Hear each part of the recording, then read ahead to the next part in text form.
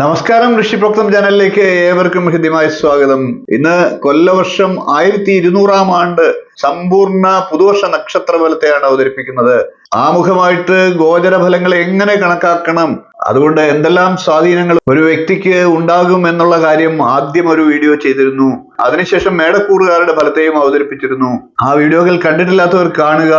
ആമുഖമായി പറഞ്ഞ ഗോചരത്തെ എങ്ങനെ കാണണം, അതായത് നക്ഷത്രഫലം കാണുമ്പോൾ എങ്ങനെയാണ് അതിനെ സമീപിക്കേണ്ടത് എന്നുള്ള വീഡിയോ എങ്കിലും കുറഞ്ഞ പക്ഷം കണ്ടതിന് ശേഷം ഈ വീഡിയോ കാണുക. ഇന്ന് നാം പരിശോധിക്കുന്നത് ഇടവക്കൂറുകാരുടെ 1200 ആണ്ടിലെ സമ്പൂർണ്ണ നക്ഷത്ര ഫലത്തെയാണ്. ഇടവക്കൂറിൽ വരുന്നത് കാർത്തികയുടെ മുക്കാൽ ഭാഗം, രോഹിണി, മകേരത്തിന്റെ ആദ്യ പകുതി എന്നീ നക്ഷത്രങ്ങളാണ്.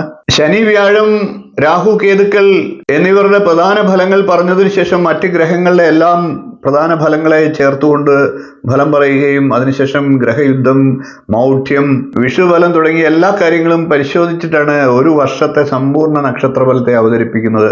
വിശദമായിട്ടുള്ള ഫലമാണ്. വളരെയേറെ നിങ്ങൾക്ക് ഇത് പ്രയോജനപ്പെടുമെന്ന് വിശ്വസിച്ചുകൊണ്ട് നമുക്ക് ഇടവക്കൂറുകാരുടെ ഫലത്തെ പറയാം. ആദ്യം നമുക്ക് ശനിയുടെ ഇടവക്കൂറുകാരുടെ ഫലത്തെ പറയാം. ഇടവക്കൂറുകാർക്ക് ശനി 9ഉം 10ഉം ഭാവാധിപനാണ്. ശനി നിൽക്കുന്നത് 10ആം ഭാവത്തിലാണ്. ശനി 10ആം ഭാവത്തിൽ നിന്നാലുള്ള ആധികാരിക ഗ്രന്ഥത്തിൽ പറഞ്ഞിട്ടുള്ള ഫലത്തെ ഒന്ന് നോക്കാം. ദശമഗേ ഹൃദ്രുജ വിദ്യാകീർത്തി ധനക്ഷയ കർമാപ്തി അഭി എന്നാണ്. ദശമകെ 10ആം ഭാവത്തിൽ ശനി നിൽക്കുമ്പോൾ ഹൃദ്രുജ എന്നാണ്. ഹൃദയത്തിന് രുജ എന്നാൽ രോഗം എന്നാണ് അർത്ഥം. ഹൃദയ സംബന്ധമായിട്ടുള്ള പ്രശ്നങ്ങൾ ഉണ്ടാകാനുള്ള സാധ്യതയുണ്ട്. കൂടാതെ വിദ്യാകീർത്തി, യശസ് ഇവയ്ക്കൊക്കെ നാശവും ഉണ്ടായേക്കാം. കൂടാതെ ഏത് കർമ്മങ്ങളാണോ, സത്കർമ്മങ്ങൾ ചെയ്യുന്നവരാണെങ്കിൽ അതിനനുസരിച്ചുള്ള ഫലവും, ദുഷ്കർമ്മങ്ങൾ ചെയ്യുന്നവരാണെങ്കിൽ അതിനനുസരിച്ചുള്ള ഫലവും തീർച്ചയായിട്ടും ഈ കാലത്ത് അനുഭവിക്കണം എന്നാണ് ശനിയുടെ ഗോചര ഫലം പറയുന്നത്. ശനിയുടെ 10ആം ഭാവത്തിലെ സ്ഥിതി മൂലം ദോഷഫലങ്ങളാണ് പറയുന്നത് എങ്കിലും ഈ പറഞ്ഞ ഫലങ്ങൾ ഒഴിച്ചുള്ള മറ്റ് ഭാവങ്ങളുടെ, അതായത് 10ആം ഭാവത്തിൽ അല്ലാതെയുള്ള മറ്റു ഭാവങ്ങളുടെ ഗുണഫലങ്ങളും ശനി ചെയ്യുമെന്ന് ഉറപ്പാണ്. അതുതന്നെയാണ് ആചാര്യൻ പറഞ്ഞിരിക്കുന്നത്. ഞാൻ കഴിഞ്ഞ വീഡിയോയിൽ അത്തരം കാര്യങ്ങളൊക്കെ വിശദമായിട്ട് പറഞ്ഞിട്ടുണ്ട്. അതുകൊണ്ട് ഈ പറഞ്ഞ ദോഷഫലങ്ങൾ ഒഴിച്ച് ബാക്കി എല്ലാ നല്ല ഗുണങ്ങളും ശനി 10ആം ഭാവത്തിൽ നിൽക്കുമ്പോൾ ചെയ്യുമെന്ന് തന്നെ നമുക്ക് ഉറപ്പിച്ചു വിശ്വസിക്കാം. കാരണം ഇവിടെ ശനി 9ഉം 10ഉം ഭാവാധിപനാണ്. കേന്ദ്ര ത്രികോണാധിപത്യമുള്ള ഏറ്റവും പ്രധാനപ്പെട്ട ഗ്രഹമാണ്. 10ആം ഭാവം എന്നത് ശനിയുടെ സ്വക്ഷേത്രമാണ്. അതുകൊണ്ട് ഈ പറഞ്ഞ ചെറിയ കാര്യങ്ങൾ ഒഴിച്ച് ബാക്കി എല്ലാ നന്മയും ശനി ചെയ്യും എന്ന് ഉറപ്പിച്ചു പറയുകയാണ്. 23/5/2025 ശനി രാശി മാറി മീനൻ രാശിയിലേക്ക് എത്തും. ആ സമയത്ത് ഇടവക്കൂറുകാരെ സംബന്ധിച്ച് ശനി 11ആം ഭാവത്തിലാണ് എത്തുന്നത്. ശനിയുടെ 7, 8, 9, 10 എന്നീ ഭാവങ്ങളിലെ ദോഷത്തിന്റെ എല്ലാം പ്രതിഫലം, അതായത് അന്ന് ചെയ്ത ദോഷങ്ങളുടെ എല്ലാം പകരമായിട്ടുള്ള നന്മ 11ൽ നിൽക്കുമ്പോൾ ലഭിക്കുമെന്നാണ് വിശ്വാസം. 11ൽ ശനി നിൽക്കുമ്പോൾ, അതായത് 14/5/2025 ശേഷം ഇടവക്കൂറുകാരെ സംബന്ധിച്ച് ലാഭസ്ഥ അന്യവധു സമാഗമ ധനായാന പ്രതാപോദയ എന്നാണ്. അതായത് ദാമ്പത്യ സുഖം, ധനലാഭം, പ്രതാപം, പുഷ്ടി എന്നീ നേട്ടങ്ങൾ ഉണ്ടാകാം. ഇനി നമുക്ക് വ്യാഴം ഇടവക്കൂറുകാർക്ക് ചെയ്യുന്ന ഫലത്തെ നോക്കാം. ഇടവക്കൂറുകാരെ സംബന്ധിച്ച് വ്യാഴം 8ഉം 11ഉം ഭാവാധിപനാണ്. ഗുണദോഷ സമ്മിശ്രമായിട്ടുള്ള ഒരു ഗ്രഹമായിട്ട് പരിഗണിക്കണം. ഇടവക്കൂറുകാർക്ക് വ്യാഴം ജന്മരാശിയിലാണ് നിൽക്കുന്നത്. ഗുരു ജന്മകേ സ്ഥാനഭ്രംശ ധനക്ഷയ കലഹദി ജാഡ്യ എന്നാണ്. അതായത് സ്ഥാനചലനം ഉണ്ടാകാനുള്ള സാധ്യതയുണ്ട്. ഉദ്യോഗസ്ഥരാണെങ്കിൽ അവർക്ക് അപ്രിയമായിട്ടുള്ള സ്ഥലങ്ങളിലേക്കൊക്കെ സ്ഥാനമാറ്റം ഉണ്ടായേക്കാം. ചിലപ്പോൾ ഡീഗ്രേഡേഷൻ പോലെയുള്ള കാര്യങ്ങളും സംഭവിച്ചേക്കാം. ധനനഷ്ടം ഉണ്ടാകാനുള്ള സാധ്യതയുണ്ട്. തനിക്കോ മറ്റുള്ളവർക്കോ വേണ്ടി ആശുപത്രിവാസമോ ഒക്കെ അതുമൂലം ധനനഷ്ടവും ഒക്കെ ഉണ്ടായേക്കാം. പൊതുവെ ബുദ്ധിക്ക് ഒരു മന്ദത അനുഭവപ്പെടുന്ന കാലമാണ്. കൂടാതെ കലഹം ഉണ്ടാകാനുള്ള സാധ്യതയുമുണ്ട്. എന്നാൽ വ്യാഴം 11ആം ഭാവാധിപനാണ്. അതിൻ്റെതായിട്ടുള്ള ചില നേട്ടങ്ങളും ഉണ്ടാകാം. ബിസിനസ് ഒക്കെ ചെയ്യുന്നവരാണെങ്കിൽ ലാഭം വർദ്ധിക്കുകയും ചെയ്യും. ശ്രദ്ധയോടുകൂടി ചെയ്യുകയാണെങ്കിൽ നേട്ടങ്ങൾ ഉണ്ടാക്കാനും സാധിക്കും. എന്നാൽ 14/5/2025 വ്യാഴൻ രാശി മാറി മിഥുനൻ രാശിയിലേക്ക് മാറുകയാണ്. ഇടവക്കൂറുകാരെ സംബന്ധിച്ച് വ്യാഴൻ 2ആം ഭാവത്തിൽ എത്തുകയാണ്. 2ആം ഭാവത്തിൽ വ്യാഴം നിന്നാലുള്ള ഫലത്തെ ഒന്ന് നോക്കാം. ദ്വിതീയ സ്ഥിതി അർദ്ധശിലാഭ രിഭുക്ഷയ സുദൃശ്യാം ഭോഗ, അതായത് ധനലാഭം, ശത്രുനാശം, ഭോഗസുഖം എന്നീ നേട്ടങ്ങൾ പ്രതീക്ഷിക്കാവുന്നതാണ്. അതായത് ഏതാണ്ട് വർഷത്തിന്റെ അവസാന ഭാഗമാകുമ്പോഴേക്കും ശനിയും വ്യാഴവും ഒക്കെ ഇടവക്കൂറുകാർക്ക് അനുകൂലമാകും. ഇനി നമുക്ക് ഇടവക്കൂറുകാരുടെ രാഹുവിന്റെ ഫലം ഒന്ന് നോക്കാം. രാഹു 11ാം ഭാവത്തിലാണ് നിൽക്കുന്നത് ഇടവക്കൂറുകാർക്ക്.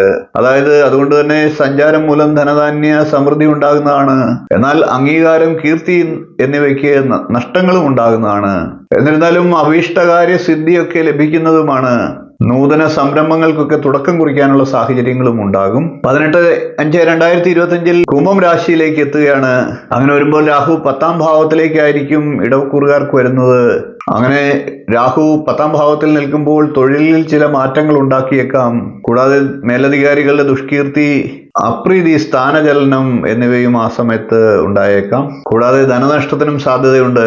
എന്നിരുന്നാലും ശനിയും വ്യാഴവും ഒക്കെ ആ സമയത്തേക്ക് അനുകൂലമാകുന്നതോടുകൂടി രാഹുവിന്റെ ദോഷസ്ഥിതിക്ക് പ്രസക്തി ഇല്ലാതായിത്തീരും. ഇടവക്കൂറുകാർക്ക് കേതു 5ാം ഭാവത്തിലാണ്. അതുകൊണ്ട് തന്നെ ശത്രുഭയം ഉണ്ടാകുന്നതാണ്.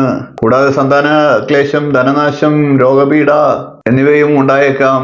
എന്നാൽ 18/5/2025 കേതു 6ാം ഭാവത്തിലേക്ക് ഇടവക്കൂറുകാർക്ക് എത്തും. അതുകൊണ്ട് തന്നെ ആ സമയത്ത് സ്ഥാനമാനലാഭം, നൂതന സ്വർണ്ണാഭരണ വസ്ത്രാദി ലാഭങ്ങൾ, നേതൃപദവി, ശത്രുനാശം, കേസ്, വഴക്ക് എന്നിവയിൽ വിജയം, രോഗശാന്തി എന്നിവയെല്ലാം പ്രദാനം ചെയ്യുന്നതാണ്. അതായത് പ്രധാനപ്പെട്ട വലിയ ഗ്രഹങ്ങളൊക്കെ വർഷ അവസാനമാകുമ്പോഴേക്കും ഇടവക്കൂറുകാർക്ക് ഗുണകരമാണ്. അതുകൊണ്ട് തന്നെ ഇടവക്കൂറുകാരെ സംബന്ധിച്ച് വർഷാരംഭം, വർഷത്തിന്റെ ആദ്യ പകുതി മോശമാണെങ്കിൽ പോലും വർഷത്തിന്റെ 2ാം പകുതി നല്ല ഗുണകരമായിട്ടുള്ള മാറ്റങ്ങളും ഗംഭീര സമയവുമായിട്ട് മാറുന്നതാണ്. ഇനി നമുക്ക് മറ്റ് ഗ്രഹങ്ങളിലെ എല്ലാം പൊതുവായിട്ടുള്ള സ്ഥിതി പരിശോധിച്ചുകൊണ്ടുള്ള ഫലത്തെ ഒന്ന് പരിശോധിക്കാം. ഇടവക്കൂറുകാർക്ക് വർഷാരംഭത്തിൽ സ്ഥാനഭ്രംശം, ധനനഷ്ടം, ദുഷ്കീർത്തി, അലച്ചിൽ എന്നിവ ഫലമാണ്. കൂടാതെ ക്ലേശം, കലഹം, ബുദ്ധിക്ക് മന്ദത എന്നിവയ്ക്കും സാധ്യതയുണ്ട്. എന്നിരുന്നാലും വർഷ അവസാനമാകുമ്പോഴത്തേക്കും സർവാഭീഷ്ട സിദ്ധി ഇടവക്കൂറുകാരെ സംബന്ധിച്ച് ലഭിക്കുന്നതാണ്. കൊലവർഷം 1200-ാം ആണ്ടിൽ 5 ഗ്രഹയുദ്ധങ്ങളാണ് ഉള്ളത്. ഇടവം 25-26 തീയതികളിലുള്ള ഗ്രഹയുദ്ധം ബുധനും വ്യാഴവും തമ്മിലാണ്. ആ സമയത്ത് ഇടവക്കൂറുകാർക്ക് ചില കുടുംബ സംബന്ധമായിട്ടുള്ള പ്രശ്നങ്ങൾ ഉണ്ടായേക്കാം. മറ്റു ദോഷങ്ങളൊന്നും ഇടവക്കൂറുകാർക്ക് ബാധിക്കുന്നതല്ല. കൂടാതെ കുംഭം 5, 26, 28 എന്നീ തീയതികളിൽ ഉള്ള ഗ്രഹയുദ്ധം ശുക്രൻ, ശനി, ബുധൻ എന്നീ 3 ഗ്രഹങ്ങളാണ് ബന്ധപ്പെടുന്നത്. അതുമൂലം കർമ്മത്തിൽ ഒക്കെ കലഹങ്ങൾ ഉണ്ടാകാനുള്ള സാധ്യതയുണ്ട്. തൊഴിൽ സ്ഥാനത്ത് കലഹങ്ങൾ ഉണ്ടായേക്കാം. കുംഭം, ഇടവം മാസങ്ങളിൽ മാത്രമാണ് ഇടവക്കൂറുകാർക്ക് ഈ പ്രശ്നങ്ങൾ ഉണ്ടാകുക.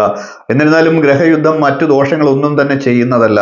ഇടവക്കൂറുകാരെ സംബന്ധിച്ച് 1200-ാം ആണ്ടിൽ വരുന്ന വിഷു സംക്രമ ഫലം കൂടി നമുക്കൊന്ന് പരിശോധിക്കാം. വിഷു സംക്രമ ഫലം കാർത്തിക നക്ഷത്രക്കാരെ സംബന്ധിച്ച് അനുകൂലമാണ്. രോഹിണി നക്ഷത്രക്കാർക്കും അനുകൂലമാണ്. എന്നിരുന്നാൽ ഇടവക്കൂറിൽ വരുന്ന മകേര നക്ഷത്രക്കാർക്ക് അനുകൂലമല്ല. കാർത്തിക നക്ഷത്രക്കാർക്ക് പ്രത്യേകമായി പറയാനുള്ളത് കർമ്മഭാവത്തിൽ അല്പം ചില തടസ്സങ്ങളൊക്കെ ഉണ്ടായേക്കാം. എന്നിരുന്നാലും തൊഴിലിൽ ഇവർക്ക് ഉന്നതിയും ധനലാഭവും ലഭിക്കുമെന്ന് തന്നെ പറയണം. രോഹിണി നക്ഷത്രക്കാർക്ക് വരുന്ന വർഷം വളരെ ഐശ്വര്യമായിട്ടുള്ള സമയം തന്നെയാണ് എന്ന് പറയണം. കൊല്ലവർഷം 1200-ന്റെ പകുതിക്ക് ശേഷം അതിഗംഭീരമായിട്ടുള്ള സമയമാണ്. അപ്രതീക്ഷിതമായിട്ടുള്ള ധനലാഭം ഉണ്ടാകും. വിവാഹം ഒക്കെ ആലോചിക്കുന്നവർക്ക് വിവാഹം നടക്കും. കൂടാതെ സന്താന ലബ്ധിയുണ്ട്, വസ്തു വാഹന ലാഭം, കൂടാതെ സർവ്വ അഭീഷ്ട സിദ്ധി എന്നിവയൊക്കെ കാണുന്നുണ്ട്. ഇടവക്കൂറിൽ വരുന്ന മകേര നക്ഷത്രക്കാരെ സംബന്ധിച്ച് തൊഴിൽപരമായി ചില തടസ്സങ്ങൾ കാണുന്നുണ്ട്. വർഷത്തിന്റെ പകുതിക്ക് ശേഷം തൊഴിൽ ലാഭം, ധനപരമായിട്ടുള്ള ഉന്നതി എന്നിവയൊക്കെ ഉണ്ടാകുമെങ്കിലും മകരം നക്ഷത്രക്കാർ വളരെയേറെ ശ്രദ്ധിക്കേണ്ടതാണ്. വിഷുഫലം അനുകൂലമല്ല. കൂടാതെ വരുന്ന വർഷത്തിൽ അഗ്നിമാരുത യോഗത്തിന്റെ ഫലവുമൊക്കെ മകര നക്ഷത്രക്കാർക്ക് ഉണ്ടായേക്കാം. ശരീരത്തിൽ ഒഴിവ്, ചെറുത്, മുറിവ്, വിദ്വേഷം, ദേഷ്യം, അപകടങ്ങൾ എന്നിവയ്ക്കൊക്കെ സാധ്യതയുണ്ട് മകര നക്ഷത്രക്കാർ. അതുകൊണ്ട് തന്നെ ശ്രദ്ധിക്കേണ്ടതാണ്. ഇത്രയും കാര്യങ്ങളാണ് ഇടവക്കൂറുകാരെ സംബന്ധിച്ച് കൊല്ലവർഷം 1200-ാം ആണ്ടിൽ പറയാനുള്ളത്. സമ്പൂർണ്ണ ഫലമാണ് പറഞ്ഞിരിക്കുന്നത്. നിങ്ങൾക്ക് വീഡിയോ ഇഷ്ടപ്പെട്ടുവെങ്കിൽ ഒന്ന് ലൈക്ക് ചെയ്യുക, ഷെയർ ചെയ്യുക, ചാനൽ ഒന്ന് സബ്സ്ക്രൈബ് ചെയ്യുക, നിങ്ങളുടെ അഭിപ്രായം കമന്റായിട്ട് അറിയിക്കുക. ഇനിയും ഇതുപോലുള്ള നല്ല നല്ല വിഷയങ്ങളും വീഡിയോകളുമായി വീണ്ടും നമുക്ക് കാണാം. നന്ദി, നമസ്കാരം, ശുഭദിനം.